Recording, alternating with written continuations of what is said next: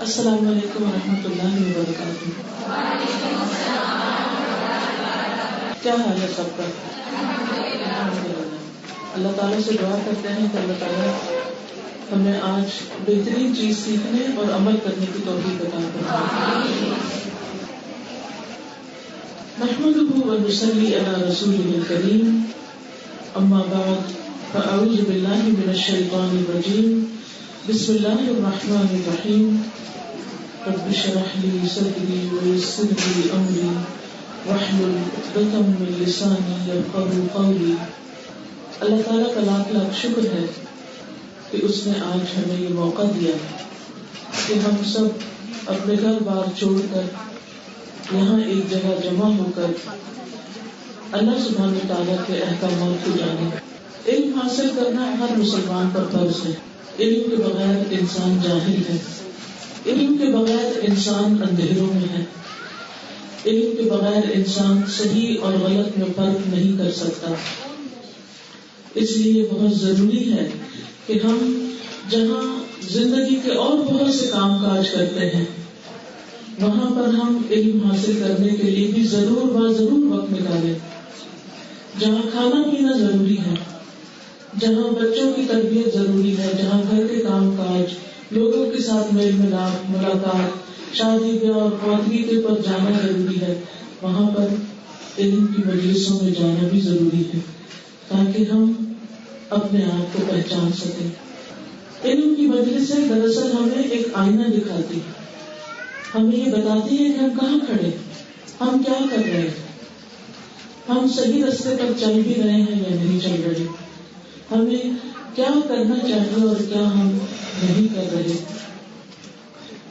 اللہ سبحانہ تعالیٰ نے ہم سب کو اپنی عبادت کے لیے پیدا کیا.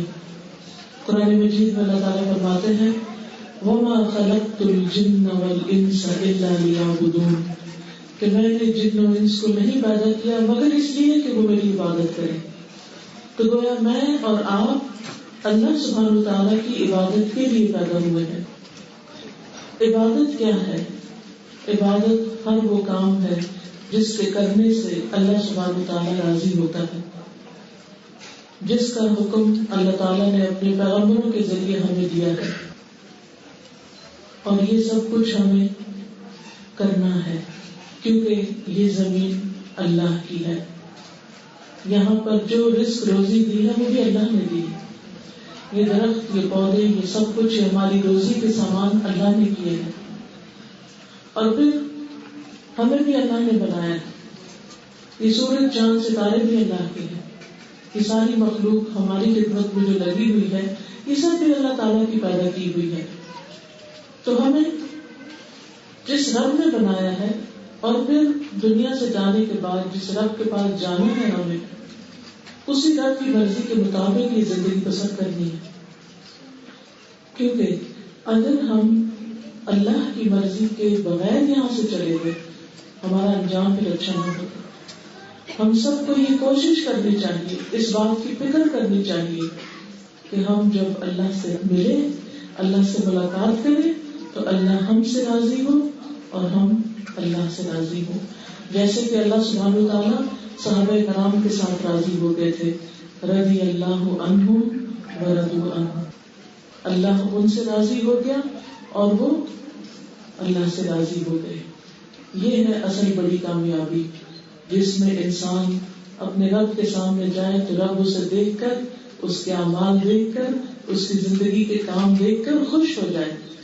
ہم سب کو صبح سے رات تک کے جتنے بھی ہم کام کرتے ہیں ان کے بارے میں یہ سوچنا چاہیے کہ کیا واقعی ہم وہ کر رہے ہیں. آج کے صبح سے لے کے اب تک میں نے وہ کام کیے ہیں کہ جو میں اپنے رب کے سامنے پیش کر سکوں، جن کو دیکھ کر رب خوش ہو جائے، یا میرے کاموں میں ایسے کام ہیں کہ جن سے رب ناراض ہوتا ہے. ہم سب جانتے ہیں کہ اللہ تعالیٰ نے ہم پر کچھ فرائض مقرر کیے ہیں جیسے نماز، روزہ، حج، زکوٰۃ وغیرہ. اسی طرح کچھ حقوق العباد ہم پر متعین ہے جس میں والدین کے ساتھ نیکی کا سلوک کرنا، بہن بھائیوں، رشتے داروں کے ساتھ، ہمسایوں کے ساتھ، غریبوں مسکینوں کے ساتھ، یتیموں بے سہارا لوگوں کے ساتھ. اسی طرح ہمارے اوپر کچھ چیزیں حلال ہیں اور کچھ چیزیں حرام ہیں. حلال چیزوں کو ہم استعمال کر سکتے ہیں ایک حد کے اندر، اور حرام چیزوں سے بچنا ہمارے لیے ضروری ہے. اگر ہم ان چیزوں میں کوتاہی کرتے ہیں، یعنی اگر ہم نماز ادا نہیں کرتے، تو اس کے بارے میں ہم سے پوچھ ہوگی. آپ دیکھیں کہ اللہ کی عبادت کا سب سے بہترین طریقہ نماز ہے. اگر ہم صبح اٹھیں اور ہماری نماز ہی قضا ہو جائے تو پھر ایسا شخص اللہ کی امان سے نکل گیا. اللہ چاہے تو اس کو سزا دے، اس کو پکڑے، اس کی حفاظت کا ذمہ اللہ پر نہیں، اس کے ساتھ کچھ بھی ہو سکتا ہے. تو ہمیں اپنے دن کا آغاز رب کی عبادت سے کرنا ہے. پھر دن کے کام کاج کر کے پھر تھوڑا وقت دوپہر کا ہوتا ہے، دوپہر ڈلتی ہے تو پھر ظہر کا وقت ہو جاتا ہے، پھر اللہ کو راضی کرنے کے لیے پھر اس کی طرف دوڑنا ہے. حی علی الصلاۃ، حی علی الفلاح کی آواز آتی ہے، آؤ نماز کی طرف، آؤ کامیابی کی طرف. یعنی اگر تم کامیاب ہونا چاہتے ہو، ہمیشہ ہمیشہ کی خوشیاں پانا چاہتے ہو، اللہ کو راضی کرنا چاہتے ہو، تو آؤ نماز پڑھو. یعنی ہماری کامیابی کی کنجی. لیکن اگر ہم منہ موڑ جاتے ہیں، اس سے غفلت برتتے ہیں، تو ہم اللہ تعالیٰ کو کیا جواب دیں گے؟ پھر اسی طرح ہم دیکھتے ہیں کہ عصر ہو جاتی ہے، پھر مغرب ہو جاتی ہے، پھر عشاء. تو رات کو سونے سے پہلے ہمیں یہ دیکھنا چاہیے کہ آج کی نمازیں پوری ہوئی، اور اگر ہوئی تو کس کوالٹی کی تھی، کیسے پڑھی ہم نے، کیا ایسے ہی کہ جو ہم اللہ تعالیٰ کے سامنے پیش کر سکیں، یا ہم ٹھوکے مارنے والے تھے. کیونکہ ایسی نمازیں اللہ تعالیٰ کو نہیں چاہیے کہ جس میں ہم اللہ کو کچھ بھی یاد نہ کریں. کیونکہ بعض اوقات ہم نماز تو پڑھ لیتے ہیں لیکن اس میں اللہ تعالیٰ کو کچھ بھی یاد نہیں کرتے، ہمارا سارا دھیان دنیا کی طرف ہوتا ہے. تو ایسی نماز جو ہوتی ہے وہ منافق کی نماز ہوتی ہے. پھر اسی طرح ہم گفتگو پر غور کریں کہ کہیں اس میں تو ایسی چیزیں نہیں ہیں کہ جو اللہ تعالیٰ کو ناراض کرتی ہیں. کوئی جھوٹ، کوئی چگلی، کوئی غیبت، کوئی کسی کو تانا دینا، کوئی کسی کو غصہ جھاڑنا، کوئی بلا وجہ کسی کے ساتھ ناراضگی کا اظہار کرنا، کسی کو اذیت دینا، کسی کو تنگ کرنا، کسی کی شہرت خراب کرنا. یہ تمام چیزیں ایسی ہیں کہ جن کی وجہ سے اللہ تعالیٰ بندوں سے ناراض ہوتا ہے. تو بہرحال پورا قرآن ہماری رہنمائی کے لیے، ہماری ہدایت کے لیے اللہ تعالیٰ نے بھیجا ہے، اور اگر ہم اس کو روزانہ پڑھنے والے ہوں تو اس سے ہمیں پتہ چلتا جائے گا کہ ہمیں کیا کرنا چاہیے اور کیا نہیں. اس کے بعد ہمیں رسول اللہ صلی اللہ علیہ وسلم کی زندگی کو دیکھنا ہے کہ اس میں ہمارے لیے کیا احکامات ہیں، ان کی زندگیاں کیسی تھیں اور ہماری زندگیاں کیسی ہیں، اور کیا ہم کر رہے ہیں. وہ کس چیز کے پیچھے تھے اور ہم کس چیز کے پیچھے لگے ہوئے ہیں. ان کا اوڑھنا بچھونا کیا تھا اور آج ہمارے طور طریقے کیا ہو گئے. ان ساری چیزوں کا ہمیں روزانہ جائزہ لینا چاہیے. ہمارا ہر دن زندگی کا بڑا قیمتی ہے، کیونکہ ہم ہر روز ہی جیتے ہیں اور ہر روز مرتے ہیں. ہر روز مرنے کا مطلب یہ ہے کہ جس وقت ہم سوتے ہیں تو ہماری نیند ایک موت کی طرح ہوتی ہے، اور پھر ہم دوبارہ جاگتے ہیں، زندہ ہوتے ہیں. زندگی کا ایک دن اور ملتا ہے اللہ کو راضی کرنے کے لیے، صرف دنیا کمانے کے لیے نہیں، صرف اچھے اچھے کپڑے پہننے کی دوڑ میں نہیں، صرف اچھے کھانے پکا کے کھانے کی دوڑ میں نہیں گزرنا چاہیے. یہ چیزیں تو زندہ رہنے کے لیے ایک ضرورت ہے، یہ مقصد نہیں ہے زندگی کا. مقصد زندگی کا اللہ کی رضا ہے، اللہ کو خوش کرنا ہے، اور اس میں صرف اپنے ہی لیے نہیں جینا بلکہ اوروں کا بھی خیال کرنا ہے کہ ہمارے بہن بھائی کس حال میں ہیں، کوئی بیمار تو نہیں کہ اس کی عادت کرنی ہے، کوئی مالی مصیبت میں تو نہیں گرفتار اس کی مصیبت دور کرنے کے لیے کچھ کوشش کرنی ہے، کوئی ایسا تو نہیں جو ہدایت سے بھٹکا ہوا ہے اس کی ہدایت کے لیے کوشش کرنی ہے. اگر وہ ہماری بات نہیں سنتا تو اس کے لیے دعا ہی کرنی ہے. تو یہ ساری چیزیں ہماری روزمرہ زندگی کا ایک حصہ ہیں. پھر اسی طرح ہمارے شوہر ہیں، ہمارے بچے ہیں. ایک عورت کے لیے کیا حکم ہے کہ جو عورت 5 وقت کی نماز پڑھے اور رمضان کے روزے رکھے، اپنے شوہر کی اطاعت کرے، اس کی بات مانے، اس کے ساتھ اچھا سلوک کرے، تو وہ جنت کے جس دروازے سے چاہے داخل ہو جائے. تو ہم جب ان چیزوں میں کوتاہیاں کرتے ہیں تو پھر یہ ہمارے حق میں گناہ لکھا جاتا ہے. اللہ کے حق میں کبھی کرتے ہیں تو یہ گناہ لکھا جاتا ہے. اور یہ جیسے نماز نہیں پڑھتے یا نماز میں اللہ کو یاد نہیں کرتے، یا تو ماں باپ کے ساتھ اچھا سلوک نہیں کرتے، یا بہن بھائیوں یا رشتے داروں یا شوہر کے ساتھ یا اپنی اولاد کے ساتھ، تو یہ ساری چیزیں ہمارے اعمال نامے میں لکھی جاتی ہیں. اللہ تعالیٰ نے ہمارے لیے 2 فرشتے مقرر کر رکھے ہیں جو دائیں اور بائیں ہمارے اعمال کو لکھتے رہتے ہیں. اب جو چیزیں نیکی میں آتی ہیں وہ بھی لکھی جاتی ہیں، اور جو چیزیں گناہ میں آتی ہیں وہ بھی لکھی جاتی ہیں. اب گناہ جو ہے ان کا نقصان صرف آخرت میں نہیں، گناہوں کا نقصان دنیا میں بھی ہوتا ہے. اس لیے بے حد ضروری ہے کہ ہم گناہوں سے بچنے والے ہیں، لیکن ہم کمزور ہیں، ہم چاہیں بھی تو ہم پوری طرح بچ نہیں سکتے، ہم سے پھر غلطیاں ہو جاتی ہیں، تو اس کے لیے کیا کرنا چاہیے؟ روزانہ اللہ تعالیٰ سے توبہ کرنی چاہیے، معافی مانگنی چاہیے. یعنی ہر روز ہم جہاں اس چیز کی بھاگ دوڑ میں لگے ہوئے ہوں کہ اللہ تعالیٰ کو راضی کرے، وہاں ہمیں اس چیز کی بھی کوشش کرنی چاہیے کہ جہاں جہاں ہم پھسلے، جہاں جہاں ہم سے غلطی ہو گئی، جہاں جہاں ہم سے کوئی کوتاہی ہو گئی، کوئی قصور ہو گیا ہے، کوئی گناہ ہو گیا ہے، تو اس کو بھی ساتھ کے ساتھ اپنے نامہ اعمال سے دھو ڈالیں، اس کی صفائی کرتے رہیں.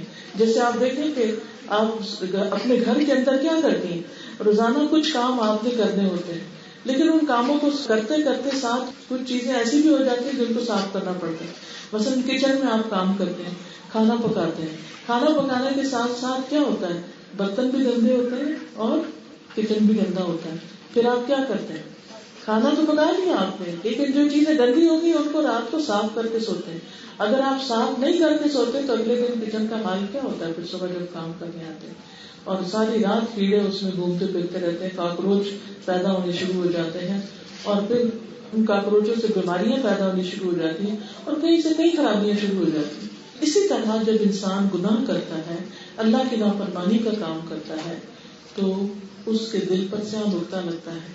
اگر وہ توبہ کر لیتا ہے تو دل روشن رہتا ہے، اگر وہ توبہ نہیں کرتا تو وہ سیاہ پھیلنے لگتی ہے اور سارا دل کالا ہو جاتا ہے.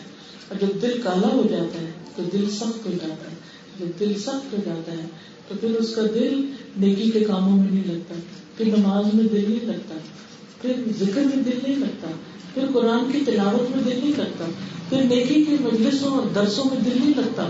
پھر کس میں دل لگتا ہے؟ پھر گناہوں میں دل لگتا ہے، پھر انسان شیطان کا بھائی بن جاتا ہے. تو اس لیے بے حد ضروری ہے کہ ہم گناہوں سے ساتھ کے ساتھ توبہ کریں. پھر اسی طرح آپ دیکھیں کہ ہم کپڑے پہنتے ہیں تو کیا ہوتا ہے، کپڑے میلے ہو جاتے ہیں، پھر کیا ہم کرتے ہیں، کپڑوں کو اتارتے ہیں، ان کو دھوتے ہیں. اسی طرح گھر صاف کرتے ہیں، اسی طرح بستروں کی چادریں تبدیل کرتے ہیں، اسی طرح اپنے آپ کو دھوتے ہیں، نہلاتے ہیں. یہ سب ہم ہر روز مشاہدہ کرتے ہیں. ایسے ہی ہمیں اپنے نامہ اعمال میں سے گناہوں کو بھی روز کے روز دھونا ہے، روز کے روز مٹانا ہے، روز کے روز معافی مانگنی ہے، ورنہ کہیں ایسا نہ ہو کہ دنیا اور آخرت دونوں ہی خراب ہو جائیں. دنیا کی خرابیاں کیا ہوتی ہیں؟ گناہوں کی وجہ سے انسان کا رزق جو ہے اس سے اس کو محرومی ہو جاتی ہے. یعنی بعض اوقات یہ جو روزی کی تنگی کے معاملے ہیں یہ گناہوں کی وجہ سے ہوتے ہیں. ایک بزرگ تھے تو ان کو تجارت میں بہت بڑا نقصان ہوا، تو کہنے لگے کہ میں اس دن کا انتظار کر رہا تھا کہ کب یہ دن آئے گا کہ مجھے مالی نقصان ہوگا، کیونکہ آج سے 30 سال پہلے میں نے ایک شخص کو کہا تھا او فقیر، یعنی کسی کو فقیر کہہ کے پکارا تھا، کسی کی ایک طرح سے تحقیر کی تھی. تو مجھے اسی وقت ڈر لگ گیا تھا کہ اب میری پکڑ ہونی، اب اللہ نے مجھے بھی فقیر کر کے رکھنا ہے. تو جن کے دل زندہ ہوتے ہیں وہ اپنے ایک لفظ پہ بھی ڈرتے رہتے ہیں کہ اس کا اثر میرے اوپر نہ آ جائے. کیونکہ کوئی شخص جو کسی کو تانا دیتا ہے، کسی کو آر دلاتا ہے، کسی کو برا بھلا کہتا ہے، تو وہ اس کے اوپر واپس پلٹتا ہے. جو کسی کے ساتھ زیادتی کرتا ہے وہ اس کے ساتھ واپس آتی ہے. اگر ہم اپنے ماں باپ کی نافرمانی کریں گے تو کل ہمارے بچے جو ہیں وہ ہمارے فرما بردار نہیں ہوگی. اگر ہم اپنی ساس کے ساتھ اچھا سلوک نہیں کر رہے، اس کی عزت نہیں کر رہے، اس کا دھیان نہیں رکھ رہے، تو کل ہماری بہو ہماری عزت نہیں کرے گی.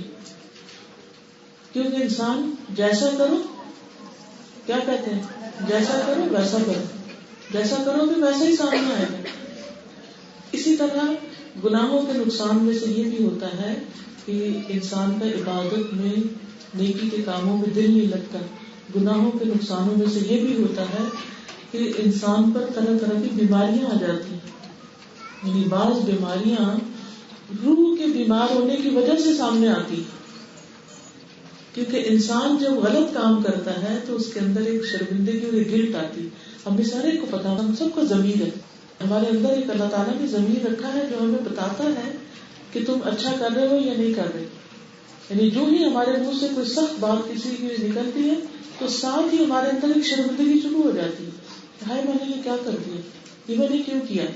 پھر ہم اپنے آپ کو تسلیاں دیتے نہیں وہ تو ہے ہی ایسا، اس لیے میں نے اس کے ساتھ یہ کیا. لیکن انسان کو پھر بھی کوئی برا کرے تو ہمیں کیا کرنا چاہیے؟ کیا ویسے ہی برا ہو جانا چاہیے؟ کوئی غلط بات منہ سے نکالے، کوئی گالی دے رہا تو ہمیں جواب میں گالی دینے کی ضرورت ہرگز بھی نہیں. کوئی ہمارے ساتھ زیادتی کرے تو ہم اس سے بڑھ کے زیادتی کریں، ہرگز بھی نہیں. تو گناہوں کے بے شمار دنیاوی نقصانات بھی ہیں اور آخرت کا نقصان تو ہے ہی ہے، اس لیے ہر روز توبہ کرنی چاہیے. تو آئیے آج آپ کو میں توبہ کے، گناہوں کی معافی کے کچھ عملی طریقے بتاتی ہوں کہ کیا کرنے کی ضرورت ہے. نمبر 1، اب یہ چیزیں آپ نے یاد رکھنی ہے. یہ جو کچھ میں بتا رہی ہوں کرنے کے لیے ہے، یہ اس لیے نہیں کہ ہم آئے ایک مجلس میں بیٹھ کے آرام سے سنیں، باہر نکلے تو ہماری زندگی میں کوئی تبدیلی نہ ہو. یہ اس لیے ہے تاکہ ہماری زندگی میں تبدیلی آئے. اس میں سب سے پہلی بات یہ کہ ہر روز توبہ کرنا. ہر نیا دن نئی غلطیاں لے کر آتا ہے، نئے مسئلے کھڑے ہوتے ہیں. ہر روز توبہ کرنی یعنی یہ اپنی عادت بنا لینی. رسول اللہ صلی اللہ علیہ وسلم نے فرمایا، لوگوں اللہ سے توبہ کرو کیونکہ میں دن میں 100 مرتبہ اس سے توبہ کرتا ہوں. یہ کون تھے؟ اللہ کے رسول صلی اللہ علیہ وسلم. وہ دن میں کتنی دفعہ توبہ کرتے تھے؟ 100 بار. تو ہمیں بھی 100 بار پڑھنا چاہیے، کم از کم ایک تسبیح روزانہ، استغفر اللہ و اتوب الیہ. پڑھیے، استغفر اللہ و اتوب الیہ، استغفر اللہ و اتوب الیہ، استغفر اللہ و اتوب الیہ. میں اللہ سے بخشش مانگتی ہوں، اللہ مجھے بخش دے اور میں اس کی طرف توبہ کرتی ہوں، اس کی طرف پلٹتی ہوں. ٹھیک ہے، تو یہ آپ نے کرنا ہے. اب کرنے کا مسئلہ پتہ کیا ہوتا ہے؟ کرنے کا مسئلہ یہ ہوتا ہے کہ ہم سوچتے اچھا ابھی کرتے ہیں، پھر کیا ہوتا ہے؟ پھر بھول جاتے ہیں. تو کوئی ٹائم مقرر کرے. مثلاً اگر آپ واک کرتے ہیں تو واک کے دوران پڑھیں. مثلاً اگر آپ آرام کرتے ہیں لیٹ کے دوپہر کو تو اس وقت لیٹ کے تسبیح کر لیں اور پھر آرام کر لیں، آپ ریلیکس بھی ہو جائیں گے. مثلاً آپ کھانا پکاتے ہیں تو کھانا پکانے کے دوران زبان پر نہیں کھانا پکا رہی ہوتی، ہاتھوں سے کام ہو رہا ہوتا ہے. سبزی کاٹ رہے ہیں، سالن بھون رہے ہیں، کچھ کر رہے ہیں، تو آپ کیا کریں؟ ساتھ ساتھ بولتے ہیں استغفر اللہ و اتوب الیہ، استغفر اللہ و اتوب الیہ. آپ گھر کی صفائی کر رہے ہیں، کوئی منع نہیں ہے کہ جھاڑو دیتے وقت یا کپڑا لگاتے وقت یا بستر بناتے وقت آپ اللہ کا ذکر نہیں کر سکتے. اس وقت بھی آپ اللہ کا ذکر کر سکتے ہیں. تو کیا کریں گے؟ اس وقت ساتھ ساتھ پڑھتے جائیں گے. کیا پڑھیں گے؟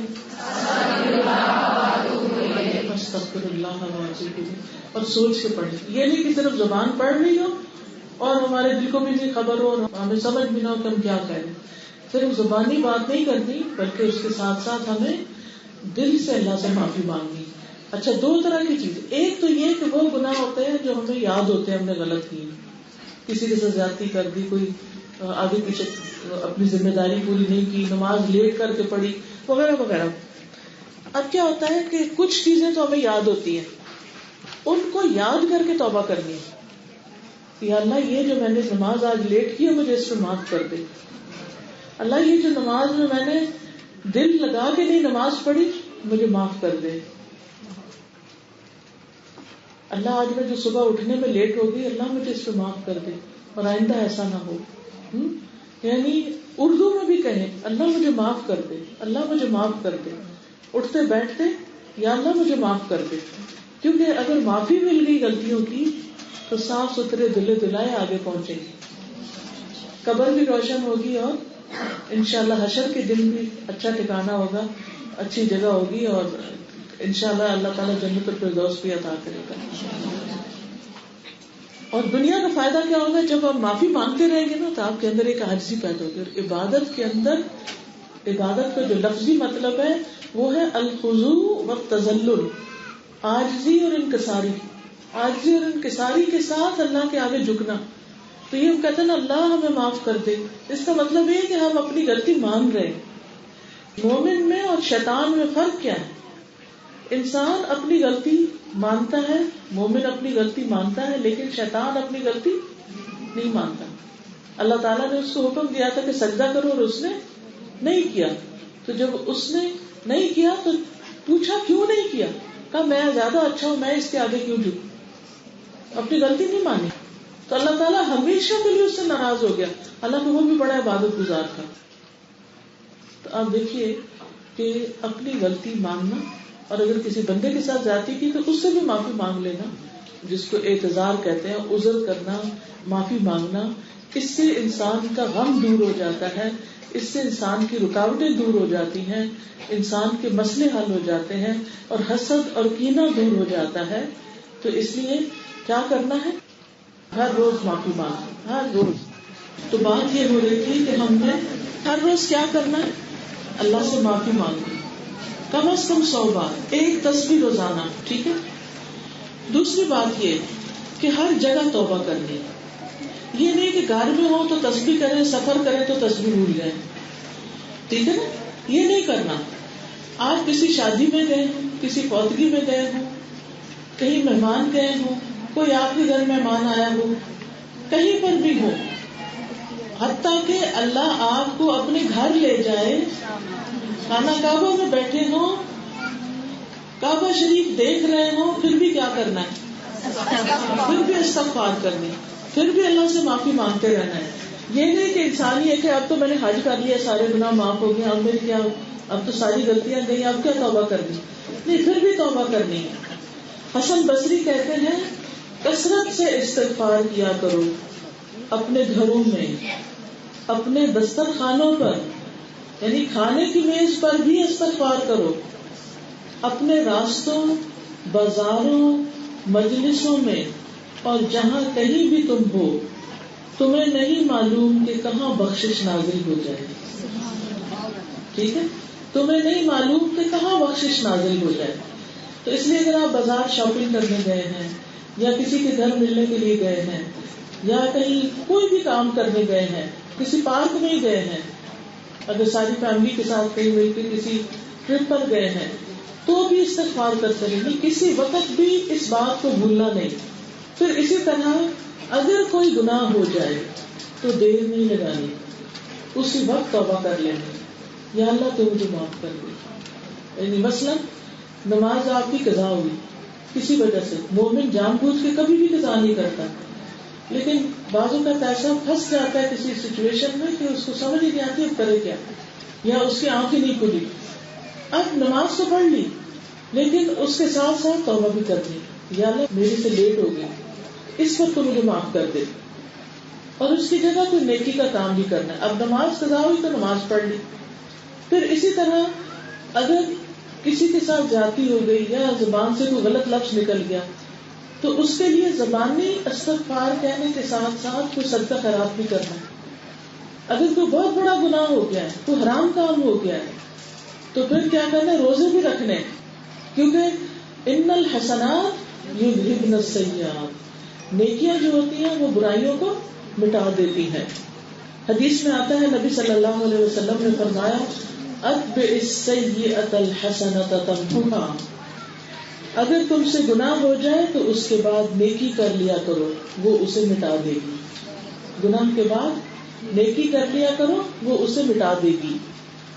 رسول اللہ صلی اللہ علیہ وسلم نے فرمایا اس شخص کی مثال جو برائیاں کرنے کے بعد نیکیاں کرتا ہے، جو برائیاں کرنے کے بعد نیکیاں کرتا ہے، اس آدمی کی طرح ہے جس پر ایسی تنگ زرہ ہو کہ اس کا گلا گھونٹ رکھا. بعض اوقات تنگ کپڑا ہوتا ہے نا، یا جو بٹن لگے ہوئے ہوتا ہے تو ایسا لگتا ہے گلا گھٹ رہا ہے.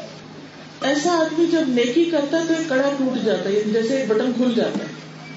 پھر وہ دوسری نیکی کرتا ہے تو دوسرا کڑا ٹوٹ جاتا ہے، تیسری کرتا ہے تو تیسرا، اس طرح کرتے کرتے وہ ذرا ٹوٹ ٹوٹ کر زمین پہ گر جاتی ہے. آپ اس کو ایک اور مثال سے بھی سمجھ سکتے ہیں کہ جیسے گناہ جو ہے نا وہ انسان کو رسیوں میں جکڑتے جاتے پکڑ لیتے ہیں، انسان قید ہو جاتا ہے اپنے ہی گناہوں میں. پھر اس کو ڈپریشن کا شکار ہو جاتا ہے، پھر اس کو کوئی اچھا کام کرنے کو دل نہیں کرتا، کیونکہ نیکی جو ہے نا وہ دل میں خوشی لاتی ہے، اور جب خوشی آتی ہے تو انسان اس خوشی میں ایک اور نیکی کرتا ہے.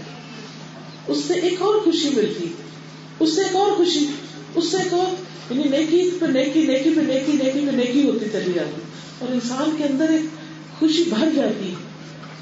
لیکن اسی طرح جب گناہ کرتا ہے تو گناہ پہ گناہ، گناہ پہ گناہ، تو غم پہ غم، غم پہ غم، خوف پہ خوف، ڈپریشن ڈپریشن ڈپریشن، حتیٰ کہ کوئی کام کرنے کو اس کا دل نہیں کرتا. تو ایسی صورت میں کیا کرنا چاہیے پھر انسان کو؟ استغفار کرنی چاہیے. اور ہر دفعہ جب وہ توبہ کرتا ہے اور زبانی توبہ کرنے کے ساتھ نیکی کرتا ہے تو گویا اس کی ایک رسی کسی نے کاٹ دی. اس کے ہاتھ بھی بندھے ہوئے تھے، اس کے پاؤں بھی بندھے ہوئے تھے، اس کی ٹانگیں بھی جکڑی ہوئی تھی. اب وہ کٹنی شروع ہو گئی رسیاں، کرتے کرتے کرتے بالکل قید سے کھل گئی، ساری زنجیریں کھل گئی اور انسان کا دل کھل جاتا ہے، انسان آزاد ہو جاتا ہے. انسان پھر بھاگ بھاگ کے اچھے اچھے کام کرنے لگتا ہے.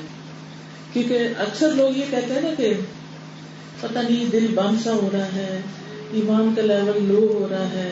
اس کی وجہ کیا ہوتی ہے؟ گناہ، گناہوں کی وجہ سے ایسا ہوتا ہے. اس کا حل کیا ہے؟ استغفار اور نیکی کا کام کرنا. اگر ہمت توفیق نہیں ہو رہی نا تو لیٹے لیٹے بھی کہ یا اللہ تو مجھے معاف کر دے، یا اللہ تو مجھے معاف کر دے، اللہ یہ کیفیت میری دور کر دے، اللہ میرا غم دور کر دے، اللہ میری سستی دور کر دے، اللہ میری پریشانی دور کر دے، اللہ میرے دل کو خوشی سے بھر دے. اپنے لیے دعائیں مانگنا شروع کر دیں. ادھر ہی کوئی آپ کی مدد نہیں کر سکتا جب تک آپ اپنے رب کی طرف رجوع نہیں کرتے.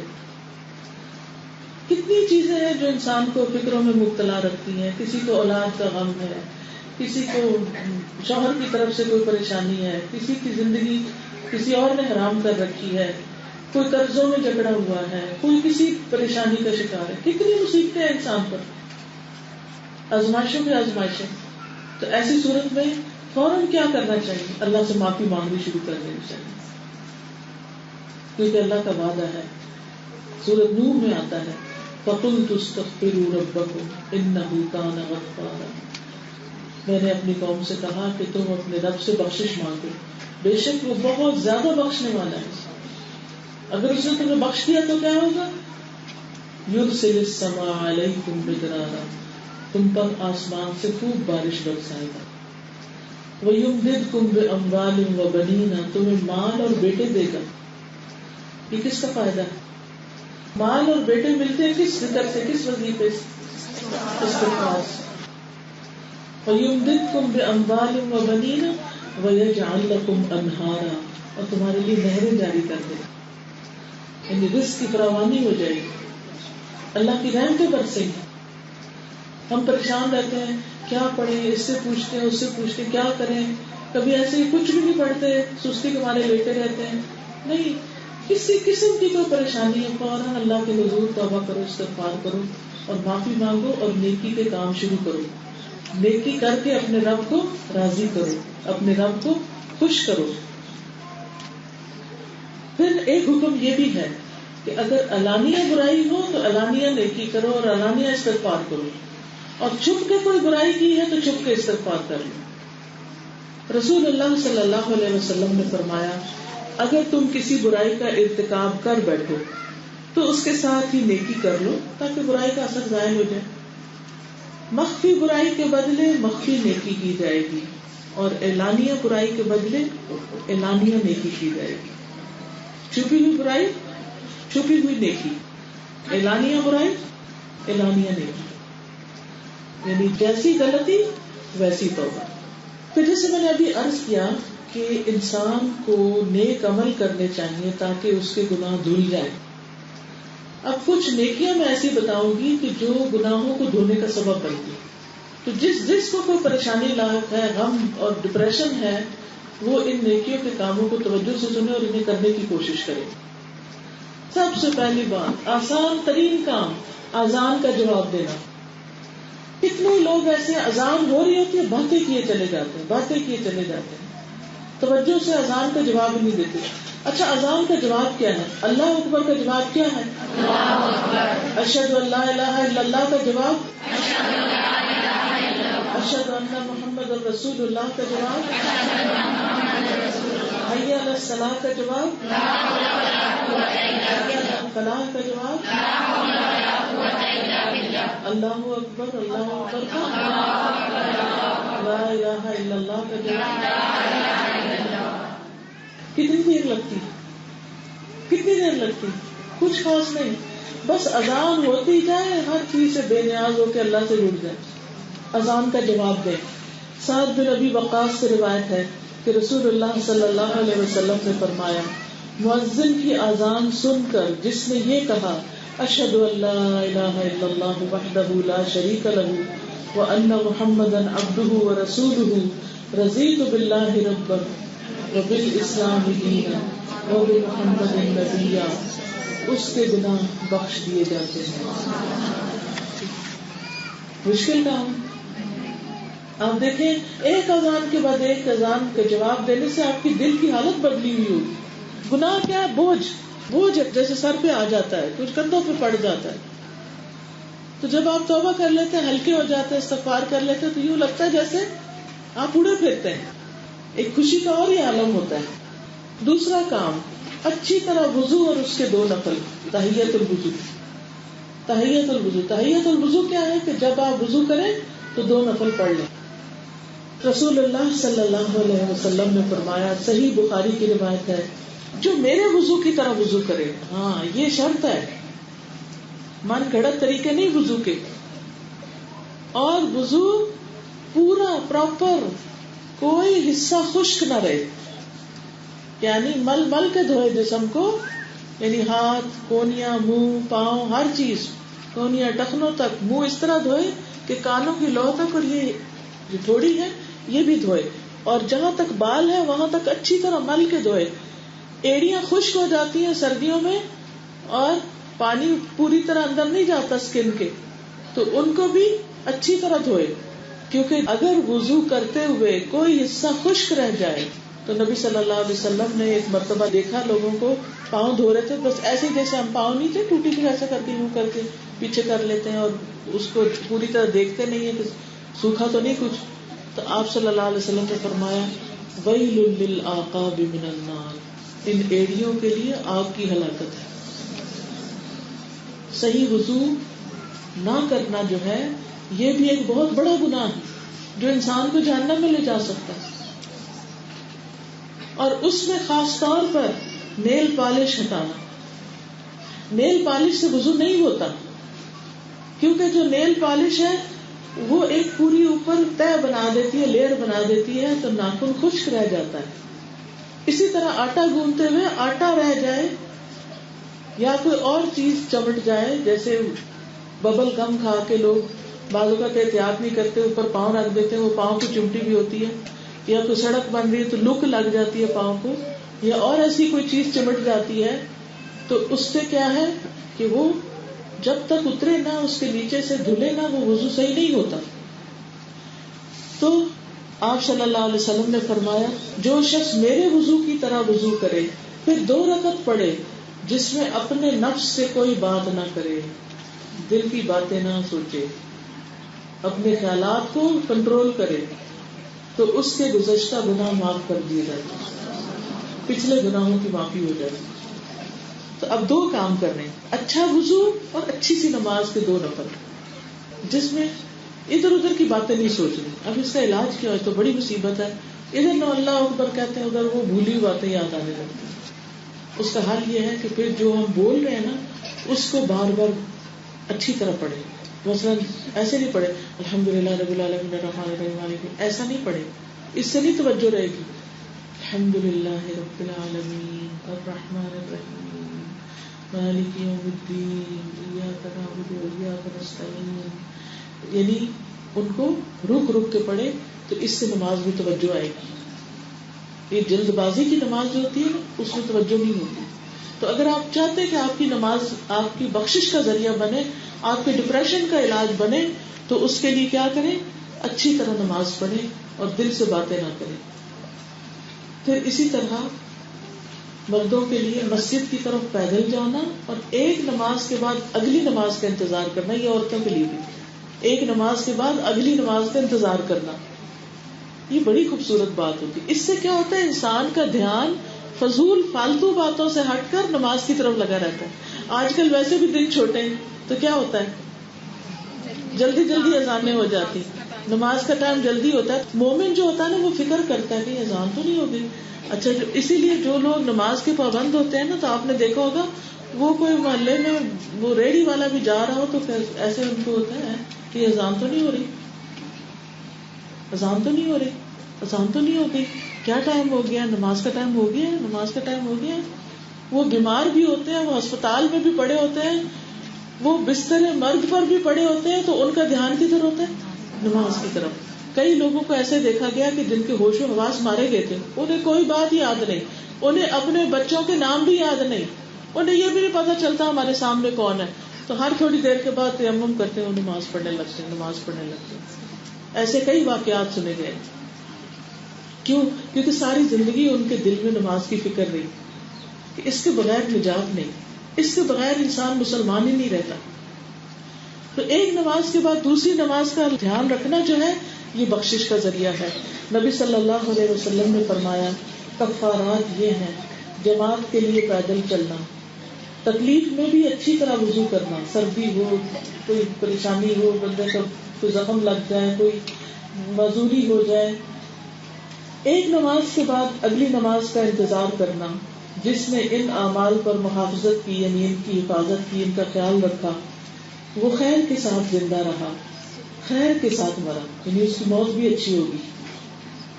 ہم سب چاہتے ہیں نا ہمارا خاتمہ اچھا, کون کون چاہتا ہے؟ سب چاہتے ہیں کہ ہمارا خاتمہ اچھا ہو. تو اچھے خاتمے کے لیے کیا کرنا ضروری ہے؟ اچھے کام کرنا ضروری ہے. جیسی زندگی ہوگی ویسی موت ہوگی. نیکیوں میں زندگی گزاریں گے, موت کے وقت بھی انشاءاللہ اچھا وقت اللہ دے گا. نیز وہ گناہوں سے ایسے پاک ہوگا جیسے پیدائش کے وقت ہے, یعنی اتنا بڑا اجر ہے. تکلیف میں اچھی طرح وضو کرنا, ایک نماز کے بعد اگلی نماز کا انتظار کرنا, یہ عادت بنا لیں. لیکن افسوس ہمارا حال کیا ہوتا ہے, ہم سارے کام کر کے آخر میں نماز پڑھتے.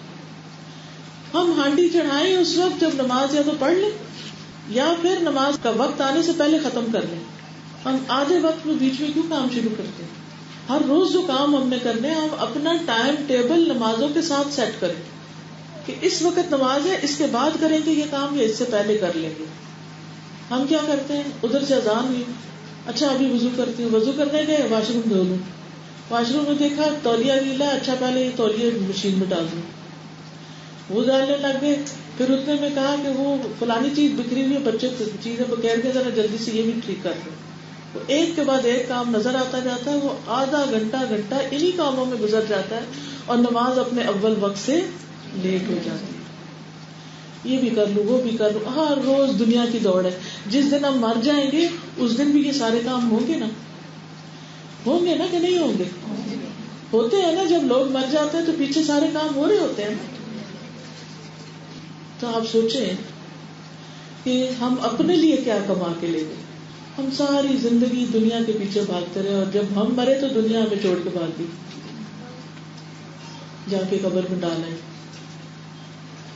کسی نے ساتھ نہیں جانا, کسی کو اللہ کے آگے نہ کریں, سب پیچھے ہیں. اللہ سبحانہ وتعالیٰ آگے, اس کی عبادت آگے, اس کی اطاعت آگے, تو سستی نہیں, دیر نہیں.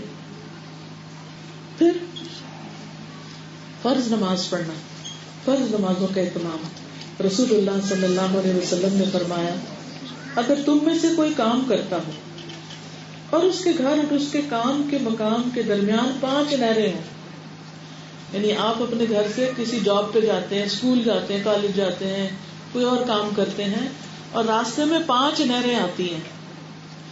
پھر جب یہ شخص اپنے کام کی جگہ آتا ہے اور جتنا اللہ چاہے کام کرے, پھر اسے میل کچیل اور پسینہ لاحق ہو, پھر جب یہ فارغ ہو کر اپنے گھر واپس جانے لگے تو ہر نہر میں نہا کے جائے. ایک نہر میں نہائے, پھر نکلے, دوسری میں نہائے, پھر تیسری میں, چوتھی میں, 5ویں میں, کیا اس سے کوئی میل کچیل باقی رہے گی؟ وہ کیسے گھر آئے گا صاف ستھرا؟ یہی مثال نمازوں کی ہے. جب بھی اس سے کوئی خطا سرزد ہوئی, پھر اس نے دعا کی, مغفرت مانگی, تو اس کی پچھلی ساری خطائیں بخش دی جائیں, سب کچھ معاف ہو گیا. ہم سب اپنے گھر واپس جا رہے ہیں. کون سا گھر؟ آخرت کا. اللہ نے ہمارے لیے جو اچھا گھر بنایا ہے وہ جنت ہے.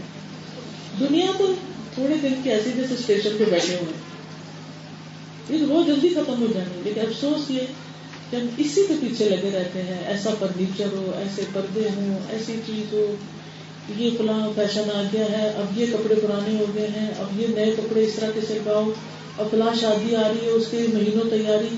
ہر وقت دنیا دنیا دنیا اور اپنی آخرت ملی ہوئی ہے. پہلی تیاری اس کی، باقی دنیا. دنیا ضرورت ہے، آخرت گھر ہے. تو گھر جانے کے لیے ہم نے دن میں 5 دفعہ نہا دھو کے صاف ستھرے ہو کے جانا، تاکہ جب اللہ کے پاس جائیں تو بالکل نیٹ اینڈ کلین، اللہ کی ملاقات صاف ستھرے ہو کر. آپ جب کسی بندے کو ملنے کے لیے جاتے ہیں تو کیا کرتے ہیں؟ کسی کے گھر جاتے ہیں تو کیا کرتے ہیں؟ تیار ہو کے جاتے ہیں، نہا دھو کے جاتے ہیں. اگر نہانا دھونا نہ بھی ہو تو منہ ہاتھ دھو کے جاتے ہیں، کنگھی بنا کے جاتے ہیں، اچھے استری کر کے کپڑے پہنتے ہیں کہ اس سے ملاقات کرنی، ایک اہتمام کرتے ہیں. تو ہم نے ایک دن اللہ کے ساتھ بھی ملاقات کرنی ہے، تو کیسے ہو کے جانا چاہیے اللہ کے پاس؟ صاف ستھرے، دھلے دھلائے، گناہوں سے پاک ہو کے. اور یہ جب ہی ہو سکتا ہے جب زندگی کے آخری دن تک 5 نمازیں پوری ہوتی رہیں، تاکہ جائیں تو ہم بالکل نیٹ کلین